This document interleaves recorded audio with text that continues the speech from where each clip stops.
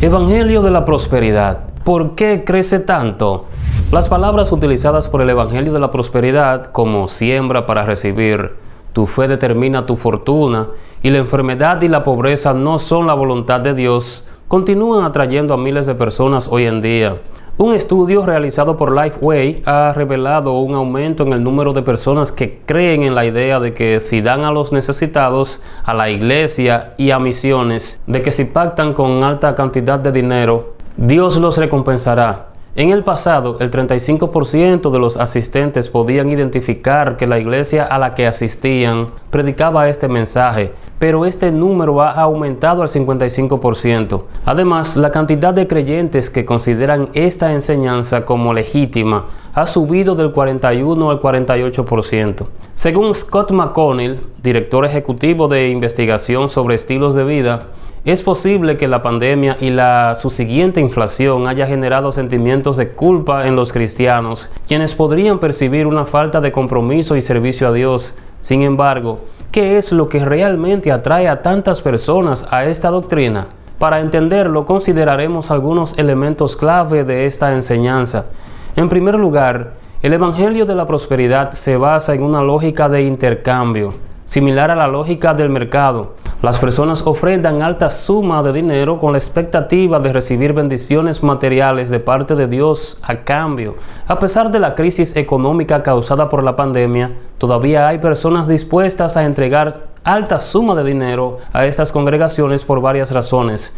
En primer lugar, la necesidad a menudo no nos hace más vulnerables, sino más susceptibles al error, especialmente cuando se trata de las falsas esperanzas promovidas por los maestros y pastores de la prosperidad. Sin embargo, creo que hay otra razón más profunda relacionada con una comprensión defectuosa de lo que significa la gracia de Dios. A veces asumimos que el favor de Dios puede ser comprado, ya sea para salvar a alguien, sanar o traer prosperidad económica. Pensamos que podemos ganarnos el favor de Dios con una buena ofrenda, negociando con Él, lo cual lleva a las personas a estar dispuestas a buscar alta suma de dinero y llevarlas a las congregaciones. No obstante, hay otro aspecto a considerar. Aquellos que ofrendan también deben comprometerse a seguir y someterse a sus líderes para tener acceso a una comunidad exclusiva y exitosa. Además, deben buscar ser vistos con admiración. De esta manera, las iglesias que promueven este mensaje no solo utilizan sus recursos para atraer a los fieles con la promesa de un estilo de vida próspero, sino que también establecen jerarquías y círculos de influencia implícitos, lo que genera relaciones de poder complejas en su interior. Como resultado, su modelo financiero se asemeja mucho a la de una pirámide, basado en un sistema de acción y recompensa. Si haces esto, Dios te dará lo que deseas. Sin embargo, a diferencia de una pirámide financiera en la que las personas en la cima reciben beneficios proporcionales a su posición, aquí los beneficios son casi exclusivamente para la cabeza principal y su familia. Según un estudio realizado por Lightway Research en Estados Unidos, un 76% de los asistentes a la iglesia creen que Dios desea que prosperen y un 45% afirman que deben hacer algo por Dios para recibir bendiciones materiales de Él. Esto es la iglesia de la prosperidad. Aunque la recompensa principal sigue siendo de naturaleza monetaria, las personas también buscan obtener influencia. Estas estadísticas muestran un aumento del 7% desde 2017, lo que evidencia que el crecimiento y la santificación no son el resultado del fruto del Espíritu del que habla Pablo en Gálatas, sino más bien un acto de fe que pacta una alianza con la divinidad. En segundo lugar, el Evangelio de la prosperidad promueve cierto tipo de analfabetismo bíblico. Históricamente, los cristianos eran conocidos como el pueblo del libro, debido a que sus convicciones y prácticas estaban fundamentadas en el estudio aplicado a las Escrituras. Sin embargo, el Evangelio de la prosperidad desafía astutamente esta identidad. Un factor crucial para que este pensamiento siga propagándose y la gente adquiera la convicción de que es verdadero es el hecho de que ellos mismos usan la Biblia para respaldar sus enseñanzas. Sin embargo, al profundizar, se puede notar que los textos bíblicos suelen ser tratados de forma superficial. Es común que en estas congregaciones haya una falta de estudios teológicos profundos sobre el carácter de Dios a través de su palabra. Según el mismo estudio de Lightway que mencionamos anteriormente, el Evangelio de la Prosperidad tiende a ser aceptado por los más jóvenes y las personas menos educadas. Tiene una tasa de aceptación del 81% entre los adultos jóvenes de 18 a 34 años y del 85% entre los de 35 a 49 años. Aquellos con educación hasta la secundaria son más propensos a mantener esta creencia que quienes tienen una licenciatura o un posgrado. Esta problemática de analfabetismo bíblico tiene dos aspectos importantes. Por un lado, muchos asistentes muestran poco interés en el estudio bíblico profundo, prefiriendo las experiencias personales sobre la comprensión escritural. Y por otro lado, el liderazgo de estas iglesias suele descalificar a aquellos que intentan estudiar la Biblia o hacer preguntas basadas en la Biblia, tachándolos de rebeldes o desobedientes. En ocasiones los exponen públicamente o los expulsan de la congregación. Hay características sociales, económicas y de edad comunes en la mayoría de personas que asisten a estas comunidades de la prosperidad. El movimiento de la prosperidad es amplio y diverso, atrayendo a personas de todas las clases sociales. Esto se debe a la promesa de una vida mejor que estos ministerios hacen y también porque la ambición por tener más no es exclusiva de ciertos grupos demográficos. Es importante destacar que los líderes de esta enseñanza difieren notablemente de figuras como Lucas, quien elogia a las personas que estudian la Biblia. En Hechos capítulo 17, versículo 11 dice: «Y estos eran más nobles que los que estaban en Tesalónica, pues recibieron la palabra con toda solicitud, escudriñando cada día las Escrituras para ver si estas cosas eran así». Alguien dijo: «El error nunca se muestra en toda su crudeza, sino que se viste elegantemente para engañar a los incautos y hacerles creer que es más verdadero que la propia verdad». En tercer lugar, el Evangelio de la Prosperidad manipula a las personas a través de la culpa. Es ampliamente conocido que en estas comunidades se apela a las emociones como luces, música y sermones altamente emotivos. Sin embargo, la forma más agresiva de persuasión se lleva a cabo mediante el sentimiento de culpa. Todo comienza con la concepción de la naturaleza y voluntad de Dios. El Evangelio de la Prosperidad predica un Dios que existe para cumplir los deseos y sueños del hombre, los cuales están vinculados naturalmente con la prosperidad material y el bienestar emocional. Ese concepto de Dios difiere del Dios de la Biblia, quien es digno de toda gloria y ha creado al hombre para comunicar todas sus bondades. El Dios en el que creen las iglesias de la prosperidad es una deidad maleable que se adapta a las expectativas de quienes creen en ella. Si el Dios al que adoro y me dirijo es uno al que puedo exigir y manipular con mis oraciones y ofrendas, entonces no estamos hablando del Dios de la Biblia. Podríamos decir que este es un Dios hecho a imagen y semejanza del hombre. El Dios de las iglesias de la prosperidad es manipulable, tratado como alguien que puede cumplir con mis exigencias, planes y sueños. Al adoptar esta visión de Dios, se está revelando una comprensión distorsionada de quién es realmente Dios. Este no es el Dios del monte Sinaí, ni el Dios de la cruz del Calvario, ni el Dios de Isaías capítulo 46, versículo 10, que declara: «Mi consejo permanecerá y haré todo lo que quiero». Claramente, el Dios de la Iglesia de la Prosperidad no se corresponde con el Dios de las Escrituras. Al cambiar la comprensión de quién es Dios, todo el mensaje bíblico se ve afectado. Generalmente no se enseña que el gran problema del hombre sea su ruina espiritual y su imposibilidad de acercarse a Dios. En cambio, se enseña que la falta de fe de una persona conduce a la pobreza en el mundo y que su principal preocupación debería ser el estado de su vida terrenal, ya que es un reflejo de sus convicciones y su conducta hacia la iglesia y hacia Dios. Eso lleva a muchos seguidores del Evangelio de la Prosperidad a sentirse desdichados y frustrados. Su falta de dinero, en comparación con la fortuna de sus maestros o aquellos en posiciones de poder en la comunidad, se percibe como una falta de fe. La culpa y la vergüenza se convierten en elementos de control que minimizan a la persona hasta el punto de obligarla a dar más para recibir bendiciones. Se sienten impíos no por una relación rota con Dios, sino por la falta de bienestar material. Estas creencias se traducen en frases como: Dios quiere que vivas tu mejor vida ahora. Si sufres, Dios te está probando, pero luego te recompensará. Y Cristo murió por la maldición de la pobreza. Mucha gente busca las enseñanzas de esta doctrina porque ofrecen razón y alivio momentáneo al sufrimiento presente y prometen la esperanza de una vida mejor y llena de felicidad en la tierra, lo que claramente contradice la enseñanza bíblica fundamental. Lo complejo de la situación es que, a pesar de lo desacreditada que está esta enseñanza, día tras día estos maestros siguen tomando ventaja de las necesidades de las personas y continúan demandando actos de fe. Después de casi 5 años de crisis económica mundial, la búsqueda de la esperanza, la seguridad y prosperidad ha hecho que estos lugares de culto sigan creciendo. Si las razones que hemos mencionado han sido ampliamente denunciadas, ¿por qué tantas personas siguen sumándose a estas iglesias? Diríamos que las personas siguen visitando estas congregaciones por la misma razón por la que las multitudes seguían a Jesús, razón por la que Él mismo los confrontó y denunció en Juan capítulo 6, versículo 26. Respondió Jesús y les dijo: de cierto os digo que me buscáis, no porque habéis visto las señales, sino porque comisteis el pan y os saciasteis. Ustedes me siguen porque han comido el pan que yo les doy, es decir, vienen a mí por lo que yo puedo darles. Así que muchos se siguen sumando a estas iglesias para ver si consiguen riquezas, pero no están buscando a Dios.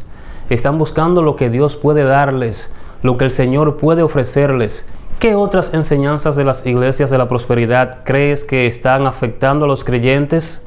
Déjame tu opinión en los comentarios.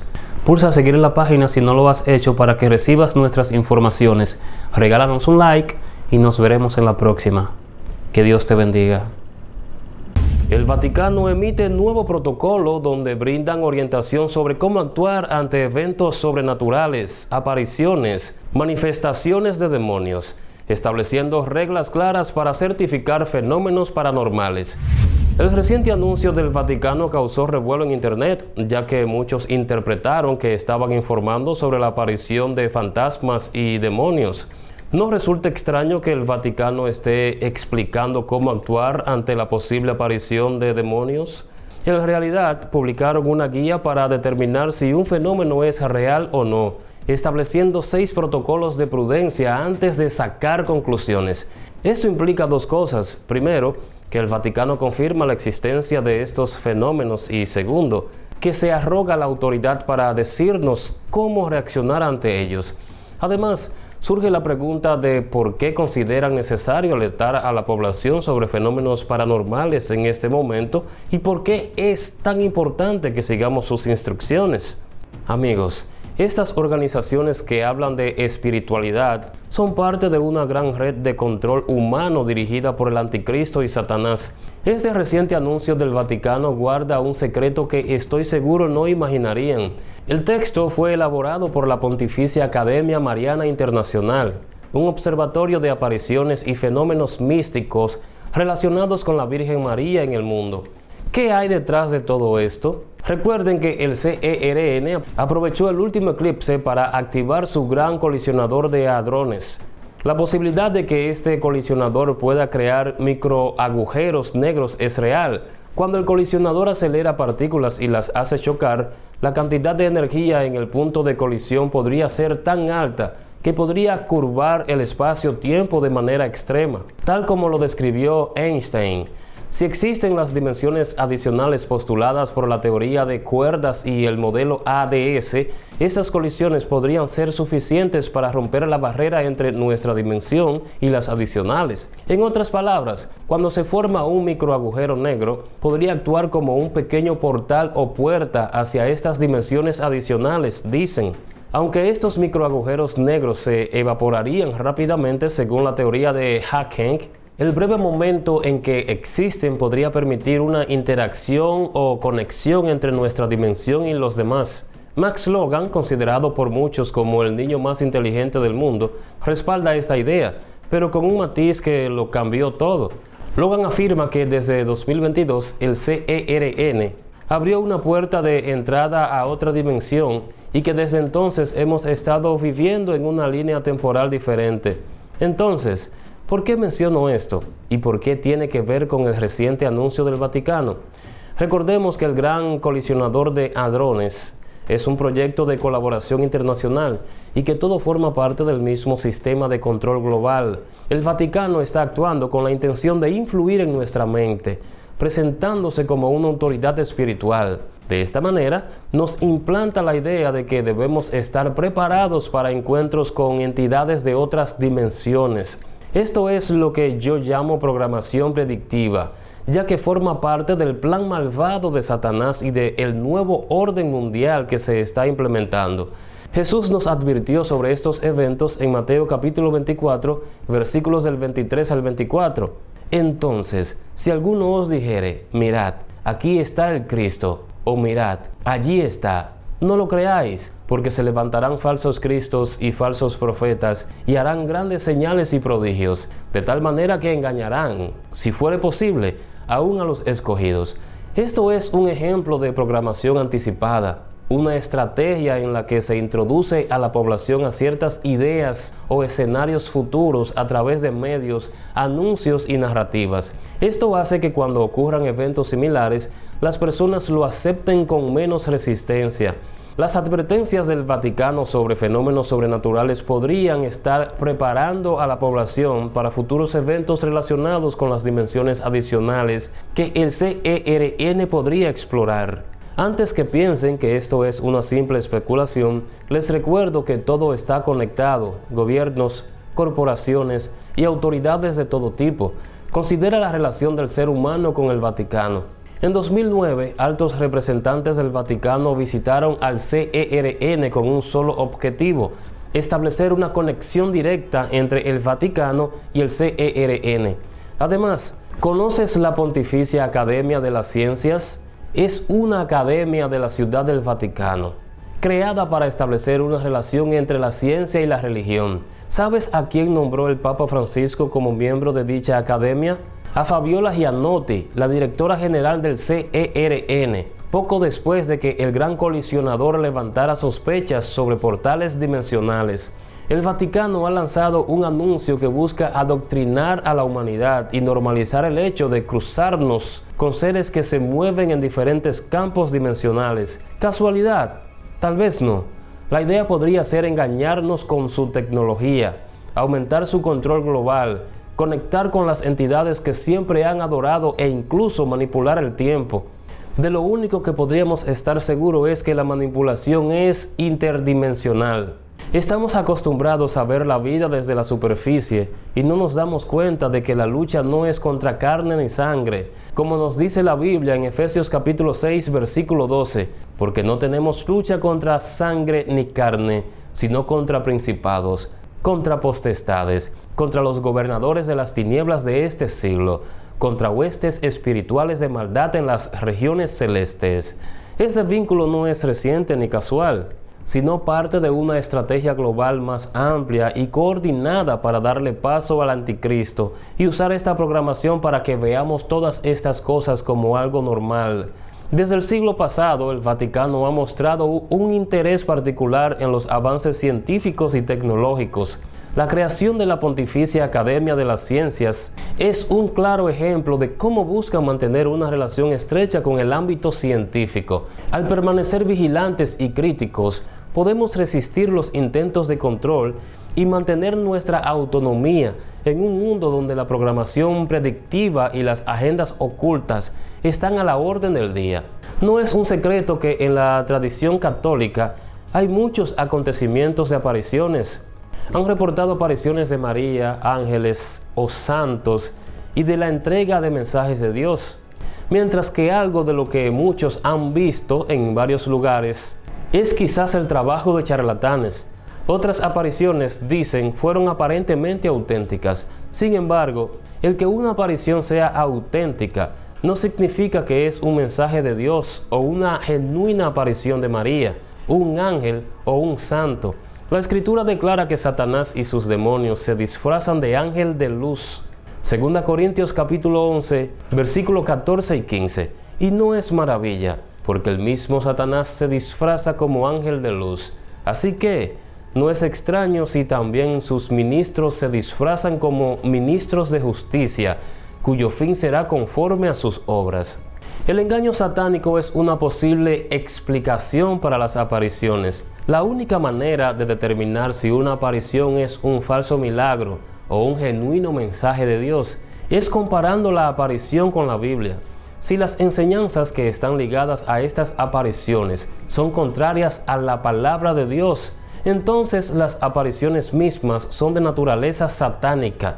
Un estudio de las enseñanzas La Señora de Fátima con su milagro del sol es un buen ejemplo de ello. Que María es referida como la Santísima Madre, que tiene un corazón inmaculado, por el hecho de haber sido concebida en el vientre de su madre, sin la mancha del pecado original. Nunca la Biblia se refiere a María como un ser sin pecado. Nunca se refiere a ella como una poseedora de un corazón inmaculado. Más bien, ella se refiere a Dios como su Salvador. En Lucas capítulo 1, versículo 47, y mi espíritu se regocija en Dios mi Salvador. Eso parecería colocarla a ella con el resto de la humanidad. Pero la Iglesia Católica sostiene que María fue salvada del pecado a través de los méritos de Cristo, por haber sido concebida sin pecado y haber vivido una vida sin pecado. Nuevamente deben saber que nunca está este pensamiento en la Biblia. Más bien lo que la Escritura enseña es que solo hay una excepción a la verdad de que todos somos pecadores. Romanos capítulo 3, versículo 10, capítulo 3, versículo 23. Esa única excepción es Jesucristo. 2 Corintios capítulo 5, versículo 21. 1 Pedro capítulo 2, versículo 22. Y 1 Juan capítulo 3, versículo 5. Nunca encontramos a una persona devota en la Escritura orando a alguien más que no sea a Dios, ni pidiendo la intercesión de nadie que haya muerto, sino solo de aquellos que están aún vivos en esta tierra. Lucas capítulo 11, versículos 1 y 2. Dios nos prometió la intercepción del Espíritu Santo por nosotros, de acuerdo a la voluntad de Dios, con gemidos que no podemos pronunciar. Romanos capítulo 8, versículo 26. ¿Por qué debemos necesitar tener acceso a Dios a través de un santo, ángel o María? Adicionalmente, en ninguna parte es enseñado que María es todo ojos, todo oídos y omnisciente, o casi, porque ella debería escuchar y responder a una multitud de oraciones que son dirigidas a ella por muchos católicos, quienes le rezan simultáneamente alrededor del mundo. En cambio, la Escritura enseña que tanto los ángeles como los espíritus de los muertos son seres finitos, posibilitados para estar solo en un lugar a la vez. Daniel capítulo 9, versículos 20-23, Lucas capítulo 16, versículo 19. Así que el rezarle a María es contrario a la amonestación de las Escrituras de orar solo a Dios, y así dice que lo hagamos en el ejemplo de la Escritura. También es ilógico el sustituir la oración a un todo amoroso, omnisciente y omnipotente Dios. Salmos 139, Hebreos capítulo 4, versículos 14 al 16, para rezarle a algún santo o a María, porque no existe evidencia en la Biblia de que ellos pueden siquiera escuchar las oraciones.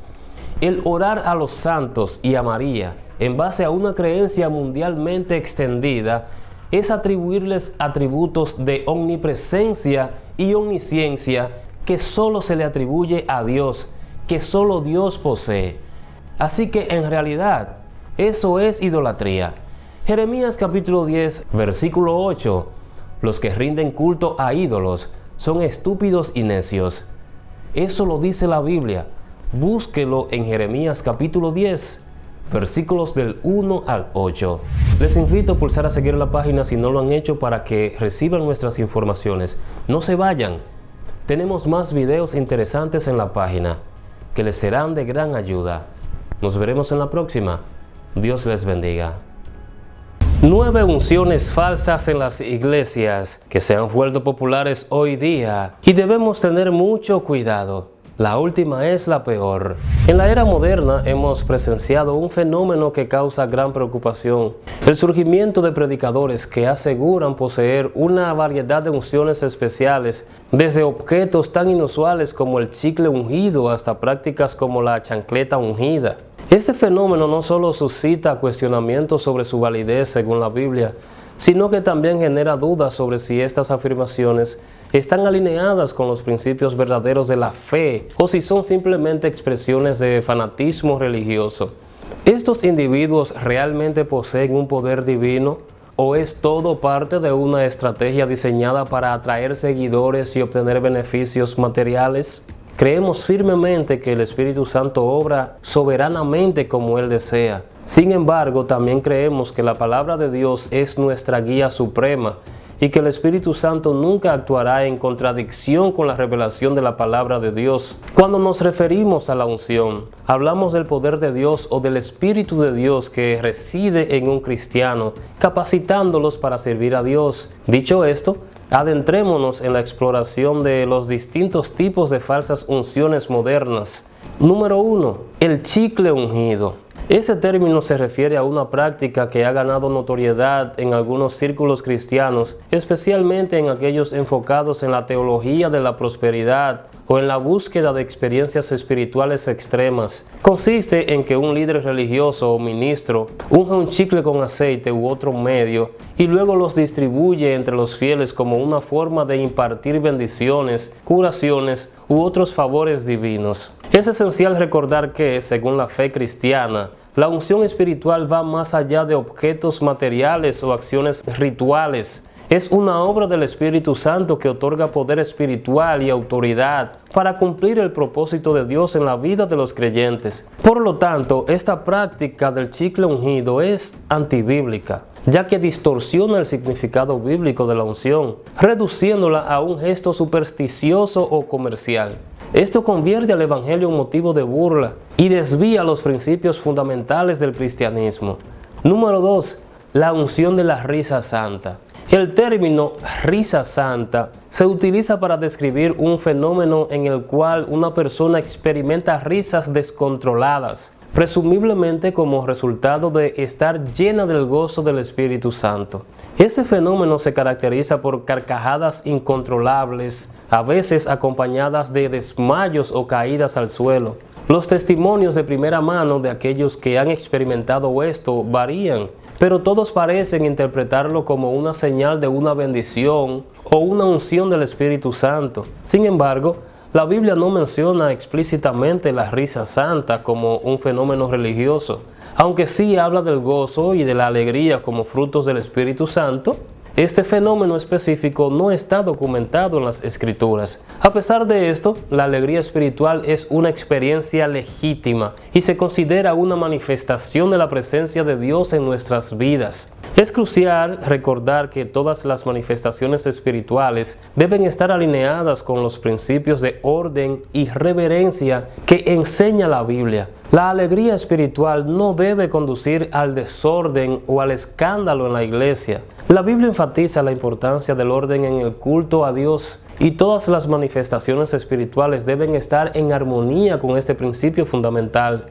Número 3. Las escobas ungidas. La práctica de usar escobas ungidas generalmente involucra a un líder religioso como un pastor o predicador que unge una escoba con aceite que se considera sagrado y luego la vende a los miembros de su congregación. Estos fieles son instruidos a utilizar estas escobas en sus hogares para barrer simbólicamente la mala suerte, los malos espíritus o cualquier energía negativa. Sin embargo, esta práctica carece de fundamentación bíblica, ya que la Biblia no menciona nada al respecto. Se percibe como una comercialización de la fe, dado que se venden escobas ungidas a precios inflados, explotando a la fe de los creyentes y convirtiendo la religión en un negocio lucrativo para los líderes religiosos. Además, estas prácticas se asemejan más a la superstición que a la verdadera fe cristiana, ya que en lugar de fomentar una relación genuina con Dios, se depende de objetos físicos y rituales mágicos. Finalmente, Estas prácticas también se utilizan como una forma de manipulación psicológica,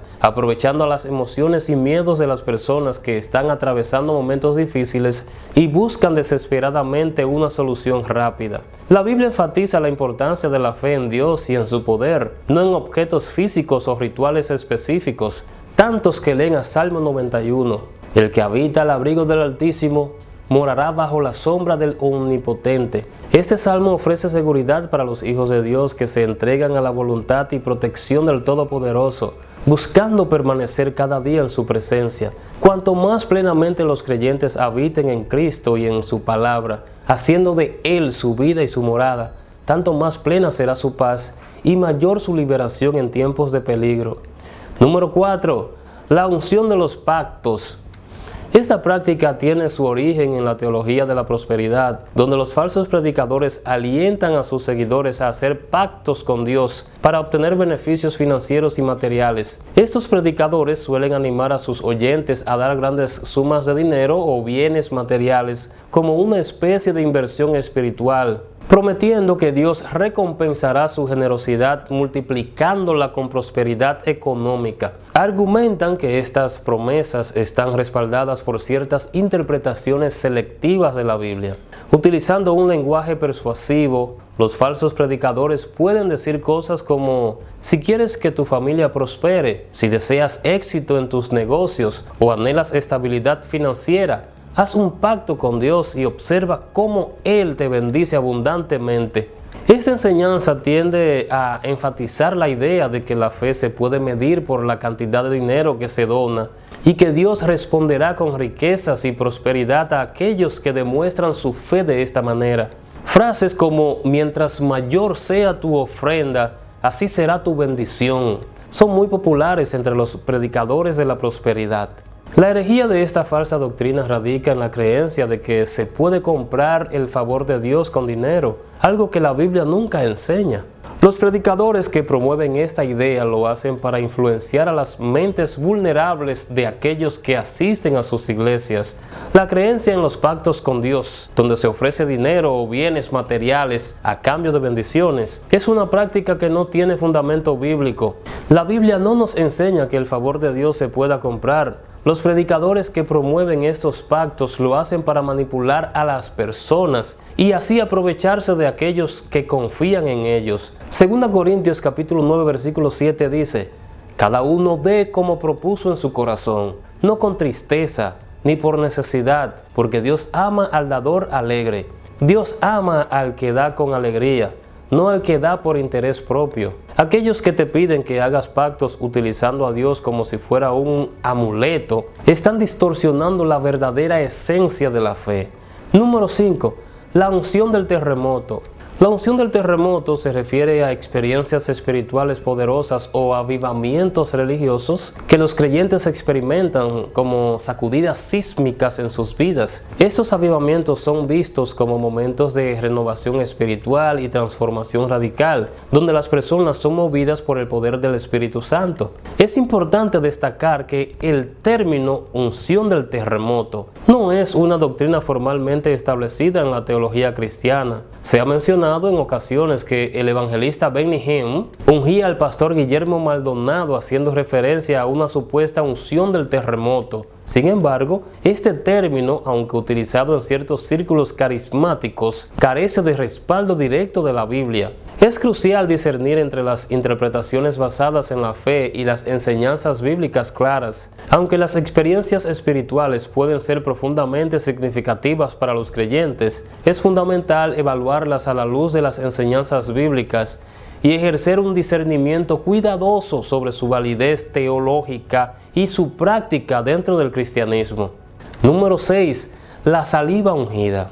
La saliva ungida es un término utilizado en ciertos contextos religiosos para referirse al uso de la saliva como medio para impartir bendiciones o sanación. Esta práctica está vinculada a la creencia en el poder curativo o espiritual de la saliva de una persona considerada ungida o llena del Espíritu Santo. Algunos predicadores han sido vistos escupiendo en la boca de personas, presumiblemente para transmitir sanidad o bendiciones. En algunos relatos bíblicos se hace mención del uso de la saliva en contextos de milagros o actos de sanación realizados por Jesús. Por ejemplo, se dice que Jesús utilizó saliva para sanar a un hombre ciego y para curar a alguien con dificultades para hablar. Estos pasajes bíblicos han sido interpretados por algunos como manifestaciones del poder divino a través de la saliva de Jesús. Sin embargo, es crucial destacar que el uso de la saliva en estos relatos bíblicos no se presenta como una práctica generalizada ni como un método normativo para la sanación. Más bien se consideran actos específicos de Jesús que demuestran su autoridad y poder divino para sanar a los enfermos. Por lo tanto, desaprobamos esta práctica porque no tiene respaldo explícito en las Escrituras y podría ser vista como absurda o incluso repulsiva. Es esencial evaluar estas prácticas a la luz de las enseñanzas bíblicas y ejercer un discernimiento espiritual cuidadoso. Número 7. La cachetada ungida. Estas acciones, vistas por muchos como no ortodoxas, carecen de respaldo bíblico y han suscitado debate sobre su autenticidad en el contexto cristiano. Desde una perspectiva teológica, la corrección y la guía del Espíritu Santo no se manifiesta a través de acciones físicas como golpes o palmadas, sino más bien a través del estudio y la aplicación de las Escrituras. Además, se manifiestan mediante la disciplina divina que se ejerce conforme a la voluntad soberana de Dios. Esta disciplina abarca el proceso de formación espiritual, la corrección fraternal dentro de la comunidad de creyentes y la orientación divina mediante el discernimiento espiritual. Estos métodos son reconocidos como los medios principales a través de los cuales Dios guía y corrige a sus hijos, fortaleciendo así su fe y su entendimiento de su voluntad. Número 8. Mantos ungidos. Los mantos ungidos son objetos religiosos que se consideran cargados de poder espiritual o bendiciones divinas. Esta creencia se fundamenta en la idea de que un líder religioso o ministro, mediante un acto de unción o bendición, transfiere al manto, generalmente una prenda de vestir, la presencia o el poder del Espíritu Santo, con el propósito de sanación, protección espiritual o fortalecimiento espiritual. Esta práctica es común en ciertos círculos cristianos, principalmente pentecostales, donde se atribuyen poderes sobrenaturales a objetos ungidos por líderes espirituales reconocidos. Los fieles utilizan los mantos ungidos como una manifestación de su fe o como un medio para recibir la supuesta unción o la bendición transmitida a través del objeto. Aunque algunos defensores argumentan que esta práctica tiene raíces en interpretaciones bíblicas como la historia de Elías y Eliseo, donde Elías transfiere su manto ungido a Eliseo antes de ser llevado al cielo, la realidad es que no tiene un respaldo bíblico directo y puede ser considerada supersticiosa. La Biblia no menciona explícitamente los mantos ungidos en este contexto y además, en muchos casos, estos objetos se utilizan con fines comerciales, lo cual plantea interrogantes sobre su autenticidad espiritual y su verdadero propósito dentro de la fe cristiana. Número 9. La unción del agua bendita o agua ungida. El agua bendita es un elemento sacramental utilizado en varias tradiciones religiosas, especialmente en la Iglesia Católica, aunque también se encuentra en otras denominaciones cristianas y algunas religiones no cristianas. Consiste en agua que ha sido bendecida por un sacerdote u otro líder religioso mediante un ritual específico que incluye oraciones e invocación de la bendición divina. Se emplea para purificar o santificar personas, objetos, espacios y lugares, simbolizando la eliminación del pecado y la protección contra el mal. En el sacramento del bautismo, el agua bendita representa la purificación espiritual y el nuevo nacimiento en la fe cristiana. Sin embargo, es relevante señalar que esta práctica no cuenta con respaldo explícito en las enseñanzas bíblicas. De hecho, no hay referencias directas en la Biblia que respalden el uso del agua bendita para este propósito específico. Por lo tanto, para muchos creyentes auténticos, esta práctica se considera una tradición religiosa o costumbre que no está en línea con los principios fundamentales de la fe cristiana. En lugar de buscar protección en objetos materiales como el agua bendita, se sostiene que la verdadera bendición y protección provienen directamente de Dios a través de una relación personal con Él y del fortalecimiento de la fe en su poder y amor. Lo que sí se encuentra en la Biblia es el uso de aceite para ungir. Como se menciona en Santiago capítulo 5 versículo 4, ¿está alguno enfermo entre vosotros? Llame a los ancianos de la iglesia y oren por él, ungiéndole con aceite en el nombre del Señor. Este pasaje muestra una práctica que tiene un respaldo bíblico explícito y que está destinada a la sanación espiritual y física bajo la guía y la dirección divina. Así que, estimados oyentes, en tiempos recientes hemos observado un incremento notable en la propagación de doctrinas falsas y enseñanzas engañosas dentro del ámbito religioso.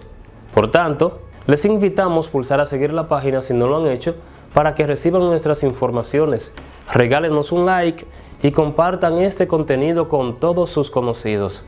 Nos veremos en la próxima. Dios les bendiga. El Papa Francisco no quiere homosexuales en los seminarios y pide que los excluyan. Luego se disculpa tras reportes de que usó un insulto contra hombres gay y aprueba el matrimonio LGBT. Según informes, el Papa Francisco habló con un grupo de obispos y expresó que no deberían permitirse hombres homosexuales en los seminarios para convertirse en sacerdotes, usando una expresión italiana vulgar para referirse a dicha comunidad. El pontífice respaldó esta prohibición durante una reunión privada con la Conferencia Episcopal Italiana en el Vaticano, basándose en un documento de 2005 de la administración de su predecesor, el Papa Benedicto XVI. Aunque no hay una transcripción oficial, se informa que Francisco usó la palabra italiana frosiaghine, un término despectivo que se traduce en inglés de forma vulgar. Algunos dicen que podría haber sido un error debido a que el español es su lengua materna. Pero tiempo atrás, en el 2013, en una entrevista, el Papa Francisco atrajo la atención mundial al parecer respaldar la idea de que se puede ser abiertamente homosexual y seguir siendo un cristiano devoto. En diciembre se emitió un documento que permitía a los sacerdotes bendecir a parejas del mismo sexo, aunque el Vaticano aclaró que esto no cambiaba la enseñanza de la Iglesia sobre el matrimonio. En otra entrevista posterior a la Jornada Mundial de la Juventud, un periodista preguntó al Papa Francisco sobre la existencia de un posible lobby gay en el Vaticano. La respuesta del Papa fue que no era quien para juzgar a aquellos que son gay y buscan al Señor con una buena voluntad. Aunque su comentario fue bien recibido por organizaciones LGBT y medios de comunicación, se olvidó mencionar que también había dicho que el lobby gay no era algo bueno.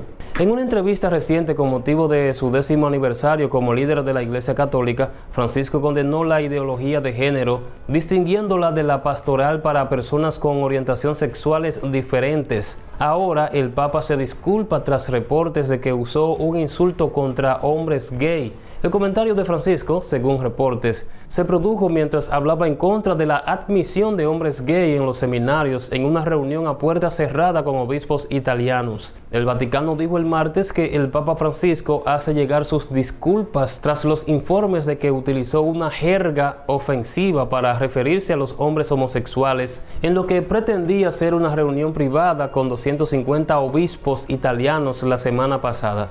Francisco había estado respondiendo a las preguntas de los obispos en su asamblea anual cuando surgió la cuestión de que si admitir a hombres abiertamente gay en los seminarios o colegios sacerdotales. Según varias personas presentes en la reunión, que hablaron de forma anónima con los medios de comunicación italianos, Francisco declaró un firme no, diciendo que los seminarios ya están demasiado llenos de frosiaghine, un término ofensivo de la jerga italiana que se refiere a los hombres homosexuales. El Papa Francisco es consciente de los artículos que han salido recientemente sobre una conversación a puerta cerrada, dijo el martes Matteo Bruni, director de la oficina de prensa de la Santa Sede. El Papa nunca tuvo la intención de ofender o expresarse en términos homofóbicos y hace llegar sus disculpas a quienes se sintieron ofendidos por el uso de su término, reportado por otros. El incidente fue reportado por primera vez por el sitio web de Chismes da Gospia y luego recogido por las principales organizaciones de noticias italianas. Francisco ha sido ampliamente reconocido por instar a la iglesia a ser más acogedora con la comunidad LGBTQ y ha transmitido un mensaje mayoritariamente inclusivo. Poco después del inicio de su papado en 2013 dijo: "Si una persona es gay y busca a Dios y tiene buena voluntad, ¿quién soy yo para juzgar?". También se ha reunido a menudo con activistas por los derechos de los homosexuales y el año pasado decidió permitir a los sacerdotes bendecir a parejas del mismo sexo. La apertura a la comunidad LGBTQ ha sido recibida con una reacción negativa por parte de los católicos conservadores. La decisión de bendecir uniones del mismo sexo, por ejemplo, fue muy criticada por obispos de zonas conservadoras de la Iglesia, como muchas de África, quienes afirman que esta práctica contradice la doctrina de la Iglesia. Se recuerda que ya el Papa Francisco le había dicho hipócritas a quienes se oponen a la bendición del matrimonio LGBT y del Vaticano, que permite a los sacerdotes bendecir a parejas del mismo sexo. A pesar de que la Santa Sede ha recibido numerosas críticas por esta decisión, el pontífice defendió su postura en una entrevista con el semanario italiano Credere, cuyos extractos fueron adelantados por Vatican News. La declaración, titulada Fiducia Supplicans, y emitida por el Dicasterio para la Doctrina de la Fe del Vaticano el 18 de diciembre, ha generado una oleada de reacciones negativas entre los círculos católicos. En la entrevista, el Papa abordó este tema y reafirmó que las bendiciones pastorales a las parejas del mismo sexo no implican una validación oficial de su estatus, ni un cambio en la enseñanza tradicional de la Iglesia sobre el matrimonio. Siguen contradiciéndose. El Papa respondió a las críticas más comunes que señalan que la declaración bendice el comportamiento y las relaciones homosexuales, lo cual contradice las enseñanzas de la Iglesia Católica. No bendigo un matrimonio homosexual, bendigo a dos personas que se aman y también les pido que oren por mí, dijo el Papa Francisco. Siempre en las confesiones, cuando llegan estas situaciones homosexuales, vueltos a casar, siempre rezo y bendigo. La bendición no se le puede negar a nadie. Todos, eso sí, hablo de personas, aquellos que son capaces de recibir el bautismo, añadió. Después de identificar los pecados más graves como aquellos que se ocultan bajo una apariencia angelical, el Papa lamentó que no se escandalice si bendice a un empresario que puede explotar a las personas, considerando esto un pecado grave, pero sí se escandalice si bendice a un homosexual. Esto es hipocresía. Todos debemos respetarnos unos a otros, todos. El corazón del documento es bienvenido, exclamó el Papa Francisco. En varias ocasiones el Vaticano y el Papa Francisco han defendido directamente o indirectamente a Fiducia Supplicans. 3 días después de que el Vaticano publicara la declaración, el Papa aconsejó a los funcionarios del Vaticano que estuvieran atentos a posiciones ideológicas rígidas que, bajo la apariencia de buenas intenciones, nos separan de la realidad y nos impiden avanzar. 2 semanas después de la publicación de Fiducia Supplicans, el prefecto para la doctrina de la Congregación de la Fe del Vaticano emitió un comunicado aclarando que la forma no ritualizada de una bendición no pretende justificar nada que no sea normalmente aceptable. Afirmó que la bendición no es una aprobación ni un matrimonio, sino una respuesta pastoral a 2 personas que piden la ayuda de Dios. En una sesión plenaria del Dicasterio para la Doctrina de la Fe, Francisco intentó calmar las preocupaciones sobre el documento, afirmando que estas bendiciones no exigen perfección moral para ser recibidas. Insistió en que no se bendice la unión, sino simplemente al pueblo que la solicita, resumiendo que las bendiciones están diseñadas para el pueblo y no para la unión en sí. La creencia de que Fiducia Supplicans va en contra de las enseñanzas de la Iglesia Católica ha llevado a llamados de renuncia tanto de Francisco como del cardenal Fernández. Una carta publicada por pastores, clérigos, académicos, profesores y médicos católicos piden a Francisco que retire el documento. Aunque Fiducia Supplicans ha generado reacciones negativas entre católicos conservadores, otros la han elogiado como un paso adelantado que está en línea tanto con el deseo pastoral del Papa Francisco como con el deseo de Jesús de estar presente para todas las personas que buscan gracia y apoyo. Pero esta confusión del Papa cuando dice que no quiere homosexuales en los seminarios y pide que los excluyan, luego se disculpa tras reportes de que usó un insulto contra hombres gay, es clara evidencia de que quiere estar bien con todos. El capítulo de la homosexualidad es quizás en el que Francisco se ha pronunciado de forma más camaleónica, comenzando por ese ¿quién soy yo para juzgar?, que ha sido asumido por muchos como la marca del actual pontificado, dando cabida a las interpretaciones y a las prácticas más contradictorias. Pero 1 Corintios capítulo 6 versículos 9 y 10 dice: ¿no sabéis que los injustos no heredarán el reino de Dios? No erréis, ni los fornicarios, ni los idólatras, ni los adúlteros, ni los afeminados, ni los que se echan con varones, ni los ladrones, ni los avaros, ni los borrachos, ni los maldicientes, ni los estafadores heredarán el reino de Dios. Gracias por ver el video. Les invito a pulsar a seguir la página si no lo han hecho para que reciban nuestras informaciones. Nos regalen un like, compartan este contenido con todos sus conocidos y nos veremos en la próxima. Dios les bendiga.